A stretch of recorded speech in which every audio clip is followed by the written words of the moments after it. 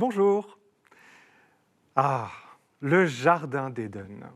C'est le paradis des publicitaires surtout, qui usent et abusent de ce référentiel pour nous vanter leurs produits.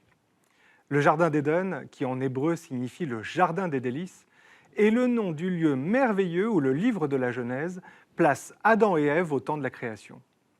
Il est souvent comparé au paradis, dont il serait la préfiguration, un mot qui revient à de multiples reprises dans la Bible. Dans le Cantique des Cantiques, dans le livre de l'Ecclésiaste ou de Néhémie, ou encore dans celui de la sagesse de Salomon. Pour les chrétiens, le paradis est le domaine des bénis, en opposition au domaine des maudits ou des damnés.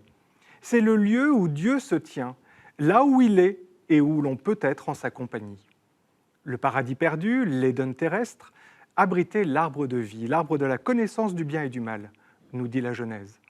Un arbre qui portait des fruits, que l'on a traduit par pomme, mais aussi une nature luxuriante et généreuse, où régnait l'harmonie parfaite entre tous les vivants. L'art, d'ailleurs, s'est plu à représenter ce jardin idéal, que ce soit en enluminure ou en tableau, en icône ou en fresque. Le jardin d'Éden est donc l'image du bonheur par excellence, l'annonce de ce que sera le paradis céleste que nous aspirons tous à rejoindre après notre pèlerinage sur cette terre. Et l'on comprend alors mieux pourquoi les publicitaires veulent tous leur part de ce jardin, pour nous faire partager leur conception du bonheur, qui généralement passe par l'achat de leurs produits. Citroën Russie s'imagine bien ainsi avec l'une de ses productions, la C3, prendre sa place dans le jardin formidable. Mais aussi l'eau de source Eden, qui se voit en héritière de l'eau naturelle et riche coulant en abondance dans le jardin primitif, dont elle prend même le nom. Une autre marque se saisit de ce patrimoine pour en faire son nom propre, Eden Park.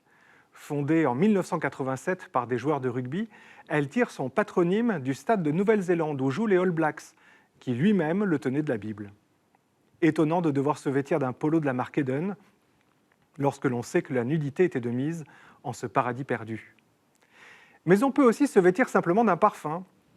C'est ce que laissent suggérer ces publicités pour Cacharel, qui lui aussi capte les noms d'Éden et d'eau d'Éden pour nous faire partager son parfum de paradis.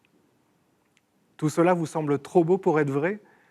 Et pourtant, telle est bien notre destination finale. Non pas le paradis des publicitaires, mais un lieu où nous pourrons tous vivre en parfaite harmonie, un monde duquel le mal est exclu, bref, la patrie céleste où le Père nous attend.